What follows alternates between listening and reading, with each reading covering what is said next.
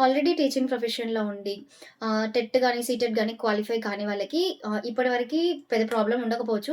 But మున్ముందైతే definitely problem అవుతది. ఎందుకంటే government టీచర్స్‌కి ఎవరైతే రిక్రూట్‌మెంట్ ఎప్పుడో అయిన వాళ్ళకి ఇప్పుడు సుప్రీం కోర్ట్ కంపల్సరీగా టెట్, సీటెట్ మ్యాండేటరీ అంటుంది. సో, ఇక్కడ నుండి ప్రైవేట్ స్కూల్స్‌లో చేసేటి వాళ్ళకైనా కేవీఎస్‌లో గాని, సీబీఎస్‌ఈ ఏ స్కూల్‌లో చేసినా కూడా BEd is compulsory and BEd is mandatory. In case మీరు ప్రీ ప్రైమరీకి చెప్తే డీఎడ్ కూడా కంపల్సరీగా కావాలి. సో, ఈ కోర్సెస్ చేసిన వాళ్ళు డెఫినైట్‌లీ మీరు సీటెట్టా లేకపోతే టెట్టా ఏదో ఒకటి క్వాలిఫై అయ్యేటట్టుగా చూసుకోవాలి. ఆ క్వాలిఫికేషన్ తోటే మీరు ఫర్దర్‌గా గెట్ ఇన్ అవ్వగలుగుతారు. మనకి ప్రైవేట్ కంపెనీస్‌లలో రిసిషన్ వచ్చినట్టు ప్రైవేట్ స్కూల్స్‌లలో గూడా ఫర్దర్‌గా బీఎడ్ ఉన్న వాళ్ళని మాత్రమే ఉంచి మిగిలిన వాళ్ళందరిని తీసేస్తారు. అది అట్‌లీస్ట్ 1 ఆర్ 2 ఇయర్స్ టైం పడతదేమో. But definitely CTET and TET qualification is compulsory. And ఇప్పుడే మనకి ఆర్మీ పబ్లిక్ స్కూల్స్ గానివ్వండి, వేరే స్కూల్స్ ఇప్పుడు ఫెబ్ 3 వరకి లాస్ట్ డేట్ ఉంది. దానికి మనం కంపల్సరీగా సీటెట్ ఆర్ టెట్ ఉంటేనే మనని తీసుకోవడం అయితే జరుగుతుంది. Thank you.